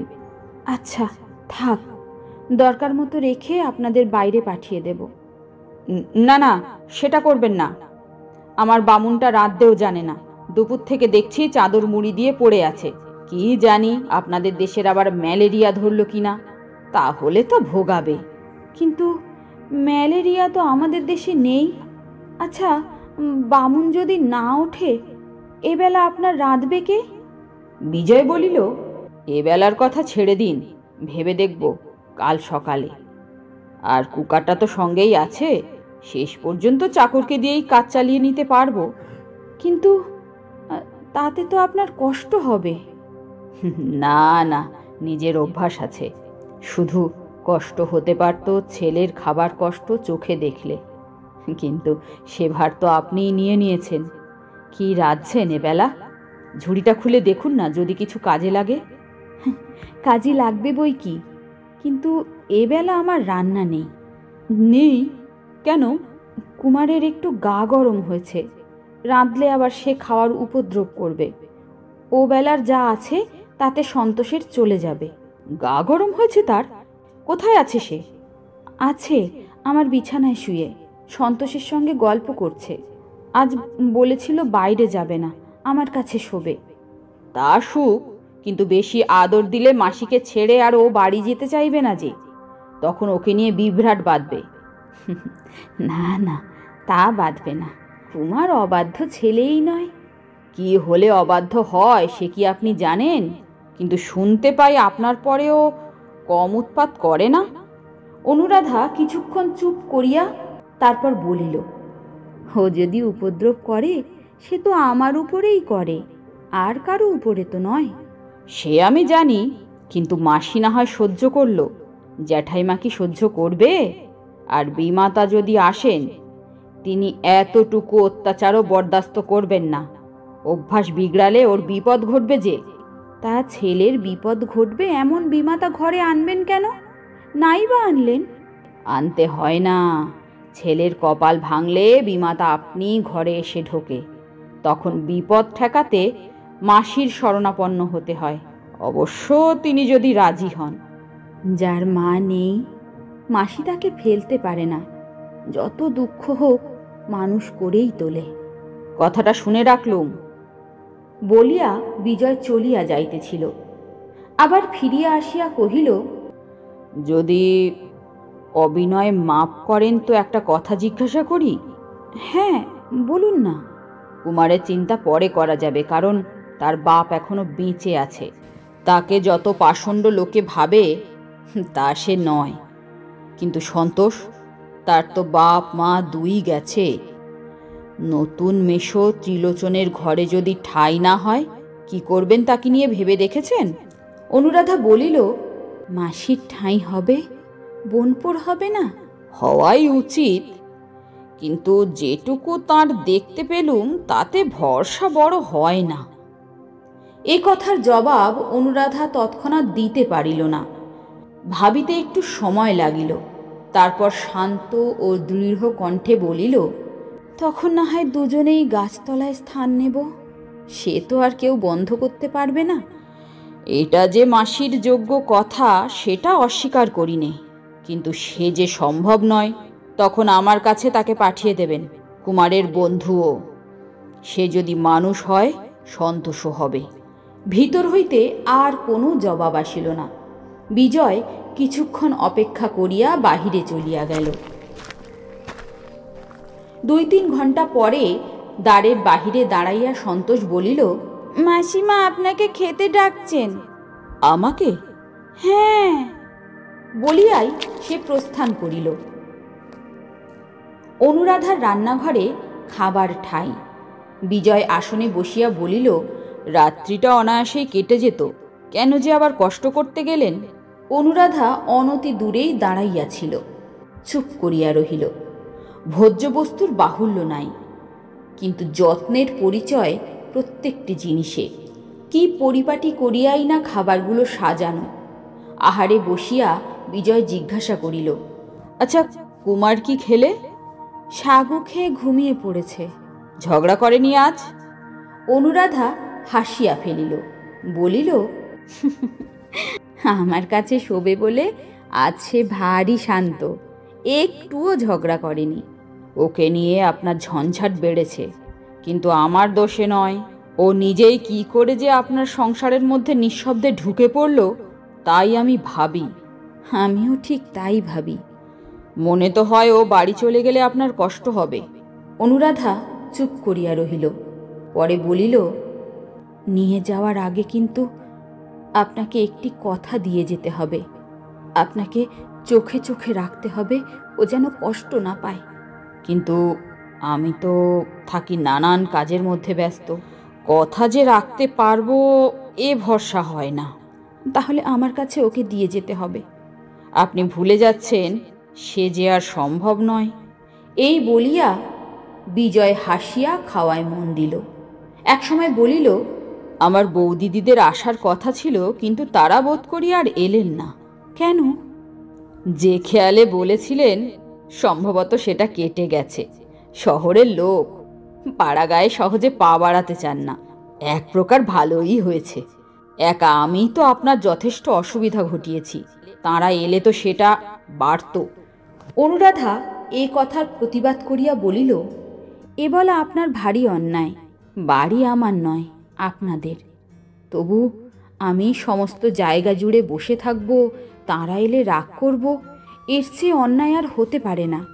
আমার সম্বন্ধে এমন কথা ভাবা আমার প্রতি সত্যিই আপনার অবিচার। যত দয়া আমাকে করেছেন, আমার দিক থেকে তার এই কি প্রতিদান? এত কথা এমন করিয়া সে কখনো বলে নাই। জবাব শুনিয়া বিজয় আশ্চর্য হইয়া গেল। যতটা অশিক্ষিত এই পাড়াগাঁয়ের মেয়েটিকে সে ভাবিয়াছিল, সে তাহা নয়। একটুখানি স্থির থাকিয়া আপন অপরাধ স্বীকার করিয়া বিজয় কহিল, হ্যাঁ হ্যাঁ হ্যাঁ, সত্যি সত্যি এ কথা বলা আমার উচিত হয়নি। যাদের সম্বন্ধে এ কথা খাটে আপনি তাদের চেয়ে অনেক অনেক বড়। কিন্তু 2-3 দিন পরেই আমি বাড়ি চলে যাব। এখানে এসে প্রথমে আপনার প্রতি নানান দুর্ব্যবহার করেছি, কিন্তু সে না জানার জন্যেই। অথচ সংসারে এমনি হয়, এমনি ঘটে। তবু যাবার আগে আমি গভীর লজ্জার সঙ্গে আপনার ক্ষমা ভিক্ষা করি। অনুরাধা মৃদু কণ্ঠে বলিল, ক্ষমা আপনি পাবেন না। পাবো না? কেন? এসে পর্যন্ত যে অত্যাচার করে চলেছেন তার ক্ষমাই নেই। এই বলিয়া সে হাসিয়া ফেলিল। প্রদীপের স্বল্প আলোকে তাহার হাসি মুখ বিজয়ের চোখে পড়িল, এবং মুহূর্তকালের এক অজানা বিস্ময়ে সমস্ত অন্তরটা দুলিয়া উঠিয়াই আবার স্থির হইয়া গেল। ক্ষণকাল নির্বাক থাকিয়া বলিল, সেই ভালো, ক্ষমায় কাজ নেই। অপরাধী বলেই যেন চিরকাল মনে পড়ে। উভয়েই নীরব। মিনিট 2-3 ঘরটা সম্পূর্ণ নিস্তব্ধ হইয়া রহিল। নিস্তব্ধতা ভঙ্গ করিয়া অনুরাধা কহিল, আপনি আবার কবে আসবেন? মাঝে মাঝে আসতেই হবে জানি, যদিও দেখা আর হবে না। অপক্ষ হইতে ইহার প্রতিবাদ আসিল না। বুঝা গেল ইহা সত্য। খাওয়া শেষ হইলে বিজয় বাহিরে যাইবার সময় অনুরাধা বলিল, ঝুড়িটায় অনেক রকম তরকারি আছে, কিন্তু বাইরে আর পাঠালুম না। কাল সকালেও আপনি এখানে খাবেন। তথাস্তু। কিন্তু বুঝেছেন বোধ করি সাধারণের চেয়ে খিদেটা আমার একটু বেশি। নইলে প্রস্তাব করতুম শুধু সকালে নয়, নেমন্তন্নর মেয়াদটা বাড়িয়ে দিন। যে কটা দিন থাকি আপনার হাতে খেয়েই যেন বাড়ি চলে যেতে পারি। উত্তর আসিল, সে তো আমার সৌভাগ্য।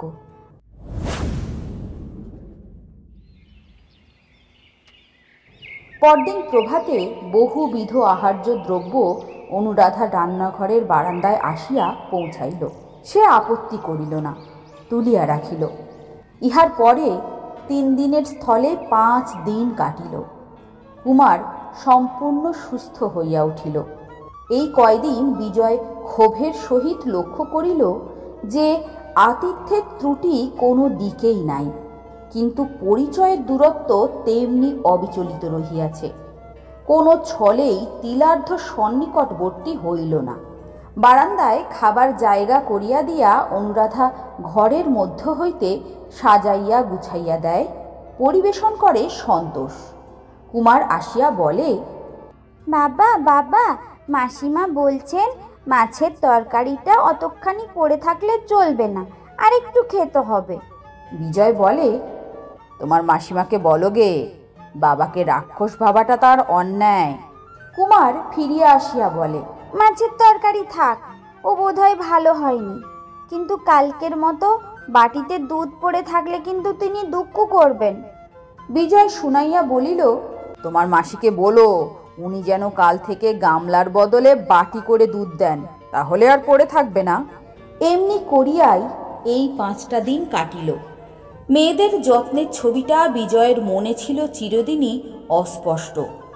মাকে সে ছোটবেলা হইতেই অসুস্থ ও অপটু দেখিয়াছে। গৃহিণীপনার কোনো কর্তব্যই তিনি সম্পূর্ণ করিয়া উঠিতে পারেন নাই। নিজের স্ত্রীও ছিল মাত্র বছর 2 জীবিত, তখন তাহার পাঠ্যাবস্থা। ইহার পরে হইতে দীর্ঘকাল কাটিয়া গেল সুদূর প্রবাসে।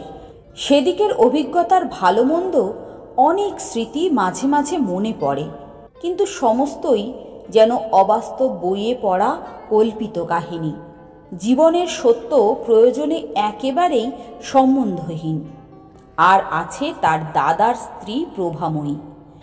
যে পরিবারে বৌদিদের বিচার চলে, ভালো মন্দের আলোচনা হয়, সেই পরিবার তাহাদের নয়। মাকে অনেক দিন কাঁদিতে দেখিয়াছে। বাবা বিরক্ত ও বিমর্ষ হইয়াছেন, কিন্তু এ সকল সে নিজেই অসঙ্গত ও অনধিকার চর্চা মনে করিয়াছে। জ্যাঠাইমা দেবর পুত্রের খোঁজ না রাখিলে, শ্বশুর শাশুড়ির সেবা না করিলে যে প্রচণ্ড অপরাধ হয়, এ ধারণা তাহার নেই।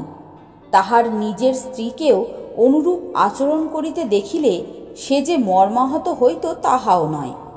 কিন্তু তাহার এতকালের ধারণাকে এই শেষের 5টা দিন যেন ধাক্কা দিয়া নড়বড়ে করিয়া দিল।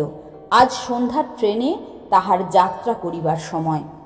চাকর জিনিসপত্র বাঁধিয়া প্রস্তুত করিতেছে। আর ঘণ্টা কয়েক মাত্র দেরি। সন্তোষ আসিয়া আড়াল হইতে বলিল, মাসিমা ডাকছেন। এখন? আগে হ্যাঁ। বলিয়াই সে সরিয়া পড়িল। বিজয় ভিতরে আসিয়া দেখিল যথারীতি বারান্দায় আসন পাতিয়া ঠাঁই করা হইয়াছে। মাসির গলা ধরিয়া কুমার ঝুলিতেছিল। তাহার হাত হইতে নিজেকে মুক্ত করিয়া অনুরাধা রান্নাঘরে গিয়া প্রবেশ করিল। আসনে বসিয়া বিজয় কহিল, এ কি ব্যাপার? ভিতর হইতে অনুরাধা বলিল, 2টি খিচুড়ি রেঁধেছি, খেতে বসুন। জবাব দিতে গিয়া আজ গলাটা একটু পরিষ্কার করিয়া লইতে হইল। অসময়ে কেন আবার কষ্ট করতে গেলেন? আর যদি করলেন, খান কত লুচি ভেজে দিলেই তো হতো। লুচি তো আপনি খান না। বাড়ি পৌঁছতে রাত্রি 2-3টে বাজবে। না খেয়ে উপোস করে গেলেই কি আমার কষ্ট কম হবে? কেবলই মনে পড়বে ছেলেটা না খেয়ে গাড়িতে ঘুমিয়ে পড়েছে। বিজয় নীরবে কিছুক্ষণ আহার করিয়া বলিল, বিনোদকে বলে গেলুম সে যেন আপনাকে দেখে। যে কটা দিন এ বাড়িতে আছেন যেন কোনো রকম অসুবিধা না হয়। সে আবার কিছুক্ষণ নীরব থাকিয়া বলিল, আর একটা কথা জানিয়ে যাই, যদি গগনের সাথে দেখা হয় তো তাকে বলবেন আমি তাকে ক্ষমা করেছি, কিন্তু এ গাঁয়ে সে যেন আর না আসে। এলে কিন্তু ক্ষমা করব না। আচ্ছা, কখনো যদি তার সাথে দেখা হয় জানাবো। এই বলিয়া অনুরাধা ক্ষণকাল মৌন থাকিয়া কহিল, মুশকিল হয়েছে কুমারকে নিয়ে। আজ সে কিছুতেই যেতে চাচ্ছে না, অথচ কেন যে চাচ্ছে না তাও বলছে না। বলতে চায় না, নিজেই জানে না বলে, অথচ মনে মনে বোঝে সেখানে গেলে ওর কষ্ট হবে। কষ্ট হবে? সেবারে নিয়মই ওই, কিন্তু হলোই বা কষ্ট, এর মধ্যে দিয়েই তো ওকে বড় হতে হবে। তাহলে গিয়ে কাজ নেই, ও থাক আমার কাছে। বিজয় সহাস্যে কহিল, আমার আপত্তি নেই, কিন্তু বড় জোর এই মাসটা, তার বেশি তো আর থাকতে পারবে না, তাতে আর কি লাভ। উভয়ে মৌন হইয়া রহিল। অনুরাধা বলিল, ওর বিমাতা যিনি আসবেন শুনেছি, তিনি শিক্ষিত মেয়ে। হ্যাঁ, তিনি বিএ পাশ করেছেন। কিন্তু বিয়ে তো ওর জ্যাঠাইমাও পাশ করেছেন। হ্যাঁ, নিশ্চয়ই করেছেন, কিন্তু বিএ পাশের কেতাবের মধ্যে দেওরবুকে যত্ন করার কথা কোথাও লেখা নেই। সে পরীক্ষাও তাকে দিতে হয়নি। কিন্তু রুগ্ন শ্বশুর শাশুড়ি, সে কথাও কি কেতাবে লেখে না? না, হে প্রস্তাব আরো হাস্যকর। আচ্ছা, হাস্যকর নয় এমন কি কিছু আছে? আছে, বিন্দুমাত্র অনুযোগ না করাই হচ্ছে আমাদের সমাজের সুভদ্র বিধি। অনুরাধা ক্ষণকাল মৌন থাকিয়া বলিল, এ বিধি আপনাদেরই থাক, কিন্তু যে বিধি সকলের সমান সে হচ্ছে এই যে ছেলের চেয়ে বিয়ে পাশ বড় নয়, এমন মেয়েকে ঘরে আনা অনুচিত। কিন্তু আনতে তো হবে কাউকে। যে দলের আবহাওয়ার মধ্যে এসে দাঁড়িয়েছি, সেখানে বিএ পাশ না হলে মানও বাঁচে না, মনও বোঝে না, বরং বোধ হয় ঘরও চলে না। মা বাপ মরা বোনপোর জন্য গাছতলা শিকার করে নিতে চায় এমন মেয়ে নিয়ে আমাদের বনবাস করা চলে, কিন্তু সমাজে বাস করা চলে না। অনুরাধার কণ্ঠস্বর পলকের জন্য তীক্ষ্ণ হইয়া উঠিল। না না, সে হবে না। একজন নির্দয় বিমাতার হাতে তুলে দিতে ওকে আপনি কিছুতেই পারবেন না, কিছুতেই পারবেন না। সে ভয় নেই, কারণ তুলে দিলেও হাত থেকে আপনিই গড়িয়ে কুমার নিচে এসে পড়বে, কিন্তু তাই বলে তিনি নির্দয় নন। এবং আমার ভাবী পত্নী সম্বন্ধে আপনার কথার আমি তীব্র প্রতিবাদ করি। মার্জিত রুচিসম্মত উদাস অবহেলায় তাদের নেতিয়ে পড়া আত্মীয়তার বর্বরতার লেশ নেই, ও দোষটা দেবেন না। অনুরাধা হাসিয়া বলিল, প্রতিবাদ যতই করুন, কিন্তু জিজ্ঞাসা করি, নেতিয়ে পড়া আত্মীয়তা মানেটা ঠিক কি হলো? ও আমাদের বড় সার্কেলের পরিবারের বন্ধন। ওর কোড আলাদা, চেহারা স্বতন্ত্র, ওর শিকড় টানে না রস, পাতার রং সবুজ না হতেই ধরে হলুদের বর্ণ। আপনি পাড়াগাঁয়ের গেরস্থ মেয়ে, স্কুল কলেজে পড়ে পাশ করেননি, পার্টিতে পিকনিকে মেশেননি। ওর নিগুড় অর্থ আপনাকে আমি বোঝাতে পারবো না, কেবল এইটুকু আশ্বাস দিতে পারি, কুমারের বিমাতা এসে তাকে বিষ খাওয়াবার আয়োজন করবেন না, চাবুক হাতে তাড়াও করবেন না, কারণ সেটা মার্জিত রুচিবিরুদ্ধ আচরণ। সুতরাং সেদিক থেকে আপনি নির্ভয় হতে পারেন। আমি তার কথা ছেড়েই দিলুম, কিন্তু আপনি নিজে দেখবেন এ কথা দিন, এইটুকুই আমার মিনতি। কথা দিতে তো ইচ্ছে করে, কিন্তু আমার স্বভাবও আলাদা, অভ্যাসও আলাদা। আপনার আগ্রহ স্মরণ করে মাঝে মাঝে দেখবার চেষ্টা করব, কিন্তু যতটা আপনি চান ততটা পেরে উঠব বলে মনে হয় না। আমার খাওয়া শেষ হলো, এখন আমি যাই, যাবার উদ্যোগ করি গে। বলিয়া সে উঠিয়া পড়িল। কহিল, রইল কুমার আপনার কাছে, ওকে ছাড়বার দিন এলে বিনোদকে দিয়ে কলকাতায় পাঠিয়ে দেবেন। প্রয়োজন হয় অসংকোচে সন্তোষকেও সঙ্গে দেবেন। আবার বলছি, প্রথমে এসে যে ব্যবহার করেছি ঠিক সেইটা আমার প্রকৃতি নয়। এই ভরসা আর একবার দিয়ে চললুম। আমার বাড়িতে কুমারের চেয়ে বেশি অনাদর সন্তোষের ঘটবে না। বাড়ির সম্মুখে ঘোড়ার গাড়ি দাঁড়াইয়া জিনিসপত্র বোঝাই দেওয়া হইয়াছে। বিজয় উঠিতে যাইতেছে, কুমার বলিল, বাবা, মাসিমা ডাকছেন একবার। সদর দরজার পাশে দাঁড়াইয়া অনুরাধা কহিল, প্রণাম করব বলে ডেকে পাঠালুম, আবার কবে যে করতে পাবো তা তো জানি নে। এই বলিয়া গলায় আঁচল দিয়া দূর হইতে প্রণাম করিল। উঠিয়া দাঁড়াইয়া কুমারকে কোলের কাছে টানিয়া লইয়া বলিল, ঠাকুরমাকে ভাবতে বারণ করবেন, যে কটা দিন ছেলেটা আমার কাছে রইল অযত্ন হবে না। বিজয় হাসিয়া বলিল, বিশ্বাস করা কঠিন। কঠিন? কার কাছে? আপনার কাছেও নাকি? বলিয়া সেও হাসিতে গিয়া দুজনের চোখাচোখি হইল। বিজয় স্পষ্ট দেখিতে পাইল তাহার চোখের পাতা দুটি জলে ভিজা। মুখ নামাইয়া বলিল, কুমারকে নিয়ে গিয়ে কষ্ট দেবেন না যেন। আর বলতে পাবো না বলেই বারবার করে বলে রাখছি। আপনাদের বাড়ির কথা মনে হলে ওকে পাঠাতে আমার ইচ্ছে হয় না। তা বেশ তো, নাইবা পাঠালেন। প্রত্যুত্তরে একটা নিঃশ্বাস চাপিয়া চুপ করিয়া রহিল। বিজয় বলিল, যাবার পূর্বে আপনার প্রতিশ্রুতির কথাটা আর একবার স্মরণ করিয়ে দিয়ে যাই। কথা দিয়েছেন, কখনো কিছু প্রয়োজন হলে চিঠি লিখে আমাকে জানাবেন। মনে আছে, জানি। গাঙ্গুলি মশাইয়ের কাছে ভিক্ষুকের মতো আমাকে চাইতে হবে। মনের সমস্ত ধিক্কার বিসর্জন দিয়েই চাইতে হবে। কিন্তু আপনার কাছে তা নয়। আপনার কাছে যা চাইব স্বচ্ছন্দেই চাইব। হ্যাঁ, এই কথাটা মনে থাকে যেন।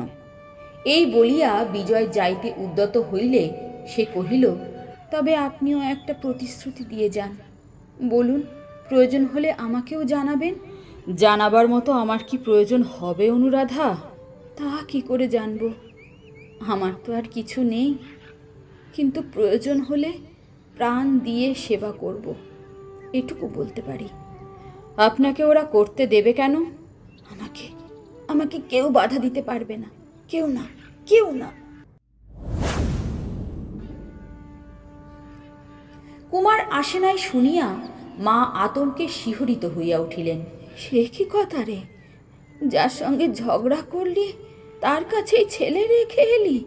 বিজয় বলিল, যার সঙ্গে ঝগড়া সে গিয়ে পাতালে ঢুকেছে মা। তাকে খুঁজে বার করার সাধ্য কার? তোমার নাতি রইল তার মাসির কাছে, দিন কয়েক পরেই আসবে। তা হঠাৎ এই মাসি কোত্থেকে এলো রে?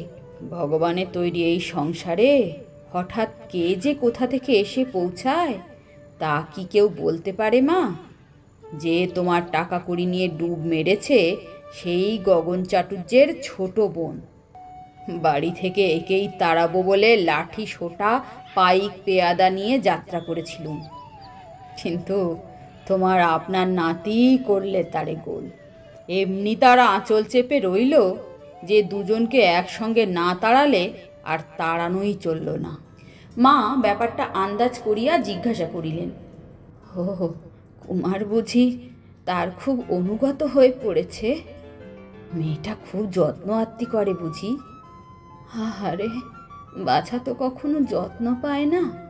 এই বলিয়া তিনি নিজের অস্বাস্থ্য স্মরণ করিয়া নিঃশ্বাস ফেলিলেন।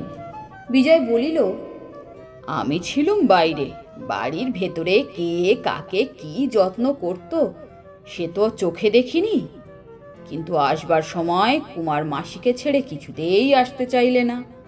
মার তথাপি সন্দেহ ঘুচিল না। বলিলেন, ওরা পাড়া গায়ের মেয়ে রে, কত রকম জানে। সঙ্গে না এনে তুই ভালো করিসনি বাবা। মা, তুমি নিজেই তো পাড়া গায়ের মেয়ে, পাড়া গায়ের বিরুদ্ধে তোমার এই নালিশ? শেষকালে তোমার বিশ্বাস গিয়ে পড়ল বুঝি শহরের মেয়েদের উপর? শহরের মেয়ে? না বাবা, তাদের চরণে কোটি কোটি নমস্কার। এই বলিয়া মা দুই হাত এক করিয়া কপালে ঠেকাইলেন। বিজয় হাসিয়া ফেলিল। মা বলিলেন, রে, হাসছিস কেন? আমার দুঃখ কেবল আমি জানি, আর জানেন তিনি। বলতে বলতে তাহার চোখ ছলছল করিয়া আসিল। কহিলেন, আমরা যখনকার সে পাড়াগা কি আর এখন আছে বাবা? দিনকাল সব বদলে গেছে। অনেক বদলেছে, কিন্তু যতদিন তোমরা বেঁচে আছো বোধ হয় তোমাদের পুণ্যেই এখনো কিছু বাকি রয়ে গেছে মা। একেবারে লোপ পায়নি, তারই একটুখানি এবারে দেখে এলুম। কিন্তু তোমাকে যে সে জিনিস দেখাবার জো নেই, এইটাই মনে দুঃখ রইল। এই বলিয়া সে অফিসে বাহির হইয়া গেল।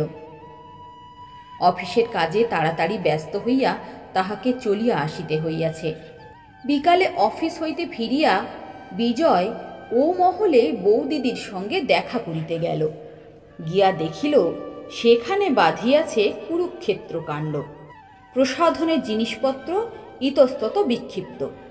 দাদা ইজি চেয়ারের হাতলে বসিয়া প্রবল কণ্ঠে বলিতেছেন, না না না, কক্ষনো না, যেতে যদি হয় একলা যাও, এমন কুটুম্বিতে আমি দাঁড়িয়ে, ইত্যাদি ইত্যাদি ইত্যাদি। অকস্মাৎ বিজয়কে দেখিয়া প্রভা হাউমাউ করিয়া কাঁদিয়া বলিল, ঠাকুরপো, তারা যদি শীতাংশুর সঙ্গে অনিতার বিয়ে ঠিক করে থাকে সে কি আমার দোষ? আজ পাকা দেখা উনি বলছেন যাবেন না, তার মানে আমাকেও যেতে দেবেন না। তুমি জানতে না বলতে চাও? আমাদের সঙ্গে এই জোচ্চুরি চালাবার এতদিন কি দরকার ছিল? হ্যাঁ? কথাটা সহসা ধরিতে না পারিয়া বিজয় হতবুদ্ধি হইল, কিন্তু বুঝিতে বিলম্ব হইল না। কহিল, আরে রোশো রোশো, কি হয়েছে সেটা তো বলো। অনিতার সঙ্গে শীতাংশু ঘোষালের বিয়ের সম্বন্ধ পাকা হয়েছে, আজ তার পাকা দেখা? দাদা হুঙ্কার দিয়া বলিলেন, আর উনি বলতে চান উনি কিছুই জানেন না। প্রভা কাঁদিয়া বলিল, আমি কি করতে পারি ঠাকুরপো? দাদা রয়েছেন, মা রয়েছেন, মেয়ে নিজে বড় হয়েছে, তারা যদি কথা ভাঙে আমার কি দোষ? দাদা বলিলেন, দোষ তো এই যে তারা ধাপ্পাবাজ, ভণ্ড, মিথ্যেবাদী। একদিকে কথা দিয়ে আর একদিকে গোপনে টোপ ফেলে বসেছিল। এখন লোক মুখ টিপে হাসবে, আমি ক্লাবে পার্টিতে লজ্জায় মুখ দেখাতে পারবো না। প্রভা তেমনি কান্নার সুরে বলিতে লাগিল, এমনি দ্বারা কি আর হয় না? তোমার আবার কিসের লজ্জা? হ্যাঁ, আমার লজ্জা সে তোমার বোন বলে, আমার শ্বশুর বাড়ির সবাই জোচ্চোর বলে, তাতে তোমারও একটা বড় অংশ আছে বলে।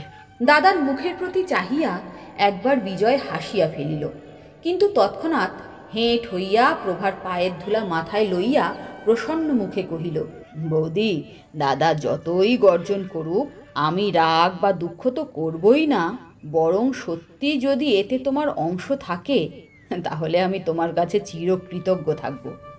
মুখ ফিরাইয়া বলিল, দাদা, রাগ করা তোমার সত্যি বড় অন্যায়। এ ব্যাপারে কথা দেওয়ার কোনো অর্থ নেই যদি পরিবর্তনের সুযোগ থাকে। বিয়ে তো ছেলে খেলা নয়।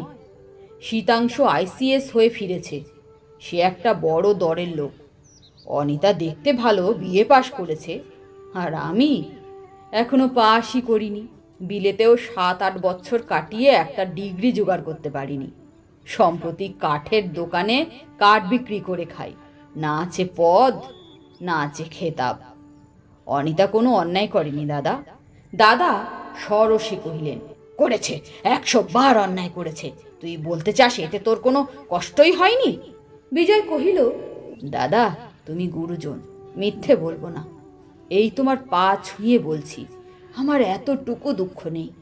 নিজের পুণ্যে তো নয়ই, কারো পুণ্য ঘটল জানি নে, কিন্তু মনে হচ্ছে যেন আমি বেঁচে গেলুম। বৌদি চলো, আমি তোমাকে নিয়ে যাই। দাদার ইচ্ছে হয় রাগ করে বসে থাকুন, আমরা চলো, তোমার বোনের পাকা দেখায় পেট পুড়ে খেয়ে আসি গে। প্রভা তাহার মুখের প্রতি চাহিয়া বলিল, তুমি কি আমার সাথে ঠাট্টা করছো ঠাকুরপো? না না বৌদি, ঠাট্টা করিনি। আজ একান্ত মনে তোমার আশীর্বাদ প্রার্থনা করছি। নাও নাও, আর দেরি করো না, তুমি কাপড় পরে নাও, আমিও অফিসের পোশাকটা ছেড়ে আসি গে। বলিয়া সে দ্রুত চলিয়া যাইতেছিল। দাদা বলিলেন, তোর তো নেমন্তন্ন নেই, তুই সেখানে যাবি কি করে? বিজয় থমকিয়া দাঁড়াইয়া বলিল, হ্যাঁ তা বটে, তারা হয়তো লজ্জা পাবে, কিন্তু বিনা আহ্বানেও কোথাও যেতে আমার আজ সংকোচ নেই। ছুটি গিয়ে বলতে ইচ্ছে হচ্ছে, অনিতা, অনিতা, তুমি আমাকে ঠকাওনি, তোমার উপর আমার কোনো রাগ নেই, জ্বালা নেই। প্রার্থনা করি তুমি সুখী হও। দাদা, আমার মিনতি রাখো। রাগ করে থেকো না দাদা, বৌদিদিকে নিয়ে যাও, অন্তত আমার হয়ে অনিতাকে আশীর্বাদটা করে এসো তোমরা। দাদা ও বৌদি উভয়েই হতবুদ্ধির মতো তাহার প্রতি চাহিয়া রহিল। সহসা উভয়ের চোখ পড়িল বিজয়ের মুখের পরে। বিদ্রুপের সত্যি কোনো চিহ্ন নাই। ক্রোধের অভিমানের লেশ মাত্র ছায়া তাহার কণ্ঠস্বরে পড়ে নাই। সত্যই যেন কোনো অনিশ্চিত বিপদের ফাঁস এড়াইয়া মন তাহার অকৃত্রিম পুলকে ভরিয়া গিয়াছে। বোনের কাছে এই ইঙ্গিত উপভোগ্য নয়। অপমানের ধাক্কায় প্রভার অন্তরটা জ্বলিয়া গেল। কি যেন একটা বলিতে চাহিল, কিন্তু কণ্ঠ রুদ্ধ হইয়া রহিল। বিজয় বলিল, বৌদি, আমার সকল কথা বলবার আজও সময় আসেনি। কখনো আসবে কিনা তাও জানি নে।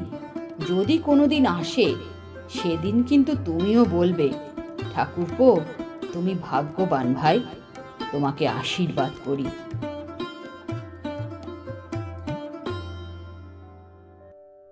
শেষ হলো আজকের গল্প।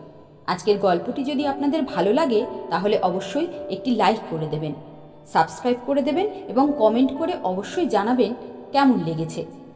সাবস্ক্রাইব করার পর পাশে থাকা বেল বাটনে ক্লিক করতে একদম ভুলবেন না। তাহলে যখনই আমি নতুন কোনো গল্প আপলোড করব তার খবর সবার আগে আপনার কাছে পৌঁছে যাবে। আর যারা যারা অলরেডি সাবস্ক্রাইব করে রেখেছেন তাদেরকে তো ধন্যবাদ জানাবার কোনো ভাষা নেই। আজকে এই পর্যন্ত। নমস্কার।